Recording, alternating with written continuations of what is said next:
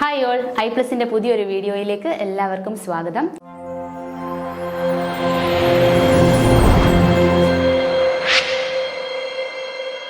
അപ്പം നമുക്കറിയാം overseer grade 1 എക്സാമിൻ്റെ ഡേറ്റ് വന്നിരിക്കുകയാണ് അല്ലേ. PWD, ഇറിഗേഷൻ, LSTD ഈ 3 ഡിപ്പാർട്ട്മെൻറ്റിലൂടെ ഒരൊറ്റ എക്സാമാണ് നടക്കുന്നത്. കോമൺ എക്സാം ആണെന്ന് നമുക്കറിയാം. അപ്പോൾ ഡേറ്റ് വന്നിരിക്കുന്നത് എന്നാണ് ജൂൺ 27-നാണ് എക്സാം ഡേറ്റ് വന്നിരിക്കുന്നത്. അപ്പോൾ എല്ലാവരും ഈ ഒരു പ്രിപ്പറേഷൻ സ്റ്റാർട്ട് ചെയ്തിട്ടുണ്ടെന്ന് വിചാരിക്കുന്നു.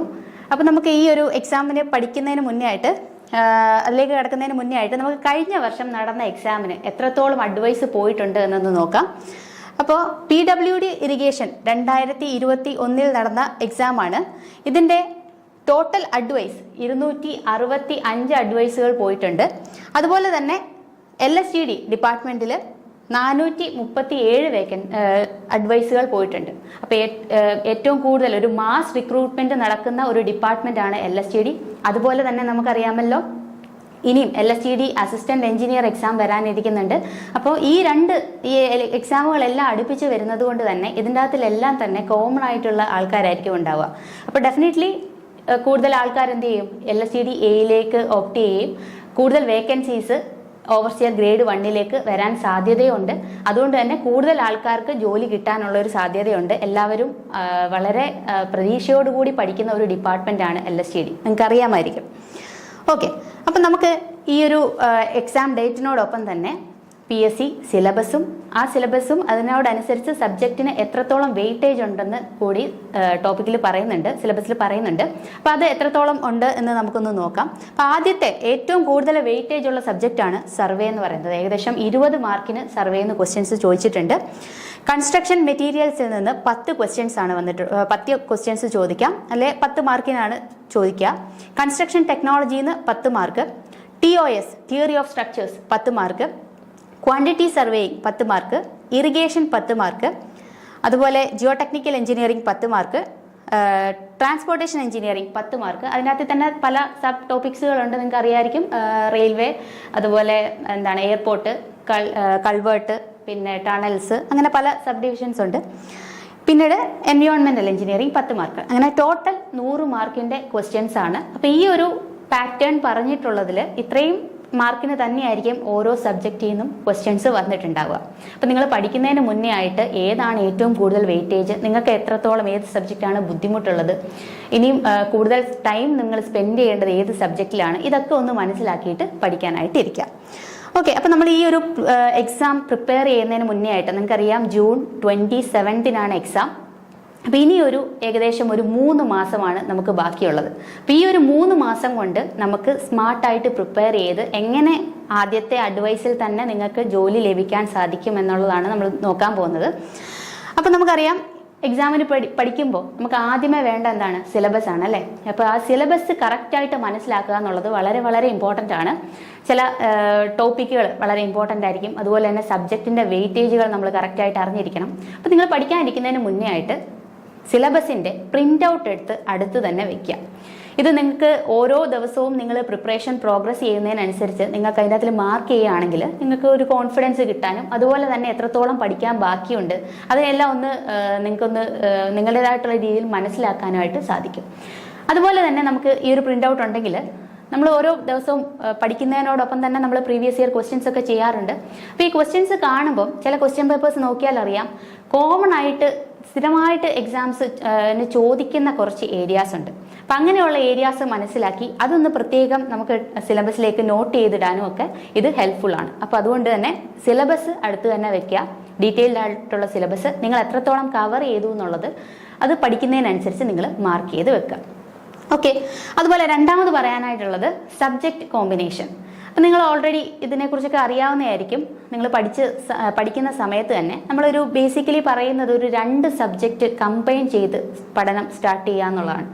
അപ്പം നമുക്കറിയാം തിയറി ഓറിയൻറ്റഡ് ആയിട്ടുള്ള സബ്ജക്റ്റുകളും ഉണ്ട്, അതുപോലെ തന്നെ പ്രോബ്ലം ഓറിയൻറ്റഡ് ആയിട്ടുള്ള സബ്ജക്റ്റും ഉണ്ട്. അപ്പോൾ നമ്മൾ പഠിക്കുന്ന സമയത്ത് നമുക്ക് ബോറടിക്കാതിരിക്കാൻ കൂടുതൽ അറ്റൻറ്റീവായിട്ട് നമുക്ക് പഠിക്കാൻ വേണ്ടിയിട്ട് നമ്മൾ എപ്പോഴും പ്രോബ്ലമാറ്റിക്കും തിയറട്ടിക്കലായിട്ടുള്ള സബ്ജക്റ്റുകൾ കമ്പൈൻ ചെയ്ത് നമ്മൾ പഠനം സ്റ്റാർട്ട് ചെയ്യുന്ന സമയത്ത് 2 സബ്ജക്റ്റുകളാണ് കമ്പൈൻ ചെയ്യാനാണ് ബേസിക്കലി പറയുക. ഇനി നമ്മൾ ആകെ നമുക്ക് 3 മാസമേ ഉള്ളൂ. ഇപ്പോൾ ഓൾമോസ്റ്റ് കുറച്ച് ആൾക്കാരൊക്കെ പഠനം ഒരു തവണയെങ്കിലും എല്ലാ സബ്ജക്റ്റുകളും വായിച്ചു കാണും, പാതി എത്തിയിട്ടുള്ളവരും ഉണ്ടാവും. അപ്പോൾ അങ്ങനെയുള്ളവർക്ക് 2 or 3 സബ്ജക്റ്റുകൾ നിങ്ങളുടെ സൗകര്യത്തിനനുസരിച്ച് ക്ലബ് ചെയ്ത് പഠിക്കാനായിട്ട് നോക്കുക. ഓക്കെ, നിങ്ങളുടെ കോൺഫിഡൻസ് കൂട്ടാനായിട്ടും കൂടുതൽ ശ്രദ്ധയോടുകൂടി പഠിക്കാനും ഇത് സഹായിക്കും. ഇപ്പം ഫോർ എക്സാമ്പിൾ നമ്മൾ പറയുകയാണെങ്കിൽ, നമ്മൾ നേരത്തെ പറഞ്ഞു തിയറി ഓഫ് സ്ട്രക്ചേഴ്സ് എന്ന് പറഞ്ഞൊരു സബ്ജക്റ്റ് ഉണ്ട് അല്ലേ, തിയറി ഓഫ് സ്ട്രക്ചേഴ്സ്. ഇത് നമുക്കറിയാം കൂടുതലും പ്രോബ്ലംസ് ആണ് ഇതിൻ്റെ അതിൽ, പ്രോബ്ലം ഓറിയൻറ്റഡ് ആയിട്ടാണ് ക്വസ്റ്റ്യൻസ് വരിക. ഇതിനോടൊപ്പം നമുക്ക് ക്ലബ് ചെയ്ത് എന്ത് പഠിക്കാം, കൺസ്ട്രക്ഷൻ മെറ്റീരിയൽസ് പഠിക്കാനായിട്ട് പറ്റും. കൺസ്ട്രക്ഷൻ മെറ്റീരിയൽസ് തിയറി സബ്ജക്റ്റ് ആണ്. ഓക്കെ, ഈ TOS പഠിക്കുമ്പോഴും നമ്മൾ ശ്രദ്ധിക്കുക, ഇതിനെല്ലാം ഒരു ഓർഡർ ഉണ്ട്. ഒരു ഓർഡറിൽ തന്നെ പഠിക്കാനായിട്ട് ശ്രമിക്കുക. ഈ TOS എന്ന് മാത്രമല്ല, ഇപ്പോൾ സർവേ എടുത്തു കഴിഞ്ഞാൽ നമുക്കറിയാം നമ്മൾ ഫണ്ടമെന്റൽസും അതിൻ്റെ പ്രിൻസിപ്പിൾസും ഒക്കെ പഠിച്ചിട്ടാണ് നമ്മൾ ചെയിൻ സർവേ, പിന്നെ അത് കഴിഞ്ഞ് കോമ്പസ് സർവേ, അതുപോലെ തന്നെ അടുത്ത പ്ലെയിൻ ടേബിൾ സർവേ, പിന്നെയാണ് നമ്മൾ തിയോഡലൈറ്റിലേക്കൊക്കെ കടക്കുന്നത്. അപ്പോൾ ഇതിനെല്ലാം ഓരോ സബ്ജക്റ്റ് പഠിക്കുമ്പോഴും ഒരു ബേസ് ഉണ്ടാവണം. TOS തന്നെ നമുക്കറിയാം ഇതിൻ്റെ കുറച്ച് പോർഷൻസ് എവിടെ വരുന്നതാണ്, മെക്കാനിക്സിൽ വരുന്നതാണ്. പിന്നീടാണ് ഇത് നമ്മൾ സ്ട്രെങ്ത് ഓഫ് മെറ്റീരിയൽസിലേക്ക് ബാക്കി പോർഷൻസ് വരിക.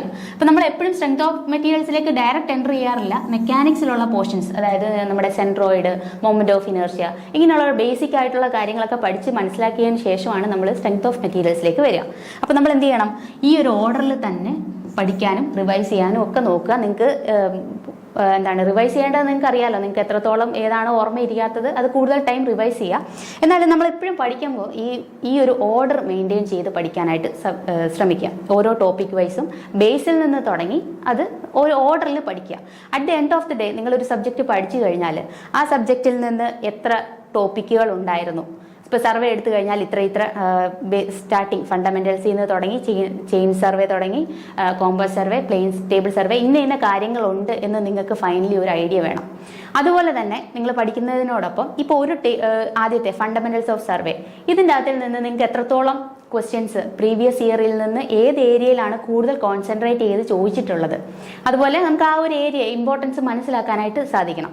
ഓരോ ടോപ്പിക്കിൽ നിന്നും എവിടെ നിന്നാണ് പ്രീവിയസ് ഇയർ ക്വസ്റ്റ്യൻസ് വന്നിട്ടുള്ളത്, ഏതാണ് ഇമ്പോർട്ടൻ്റ് ആയിട്ടുള്ള ഭാഗം, നിങ്ങൾക്ക് ഓർത്തിരിക്കാൻ ഡിഫിക്കൽട്ടിയുള്ള ഫോർമുല ഏത് ഏരിയയിൽ നിന്നാണ് വന്നേക്കുന്നത്, ഇങ്ങനെയുള്ള കാര്യത്തെപ്പറ്റി എല്ലാം ഒരു ധാരണ ഉണ്ടാവണം അറ്റ് ദ എൻഡ്. ഓക്കെ, അപ്പോഴാണ് നമുക്ക് നമ്മുടെ പഠനം എഫക്റ്റീവായി എന്ന് മനസ്സിലാക്കാനായിട്ട് സാധിക്കുക. അപ്പോൾ നമ്മൾ പഠിക്കുമ്പോൾ നമ്മൾ പറഞ്ഞ നമ്മൾ ഇനി 30 ദിവസമുണ്ട്. ഈ 30 ദിവസം പഠിക്കുമ്പോഴും നിങ്ങൾ ഇതേപോലെ തന്നെ സബ്ജക്റ്റ് ഒന്ന് കമ്പൈൻ ചെയ്തിട്ട് നിങ്ങൾക്ക് ഇച്ചിരി കൂടെ ഈസി ആക്കാൻ വേണ്ടിയിട്ട് ആ ഒരു രീതിയിൽ കമ്പൈൻ ചെയ്ത് പഠിക്കാം. ഇനി അടുത്തത് ഡെയിലി ഷെഡ്യൂളാണ്. നമുക്കറിയാലോ 3 മാസം എന്ന് പറഞ്ഞു. ഈ 3 മാസം നമുക്ക് ഓരോ ദിവസവും വളരെ ക്രൂഷ്യലാണ് അല്ലേ. നമ്മുടെ 3 മാസം നമ്മൾ ഓരോ ദിവസവും കോൺഫിഡൻസ് ബൂസ്റ്റ് ചെയ്തുകൊണ്ട് വരണം.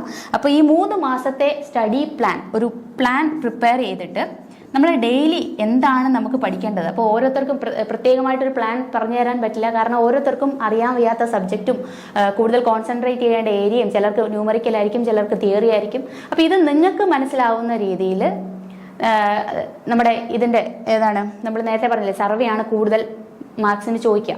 അപ്പോൾ ഇതിൻ്റെയൊക്കെ പോയിന്റ് മനസ്സിലാക്കി വെച്ചുകൊണ്ട് നിങ്ങളുടേതായിട്ടുള്ള ഒരു സ്റ്റഡി പ്ലാൻ ഉണ്ടാക്കിയെടുക്കുക എന്നുള്ളത് വളരെ വളരെ ഇമ്പോർട്ടൻ്റ് ആണ്. ആ ഇനിയുള്ള 3 മാസങ്ങൾ നിങ്ങൾ എങ്ങനെ വിനിയോഗിക്കുന്നു എന്നുള്ളത് വളരെ ഇമ്പോർട്ടൻ്റ് ആണ്.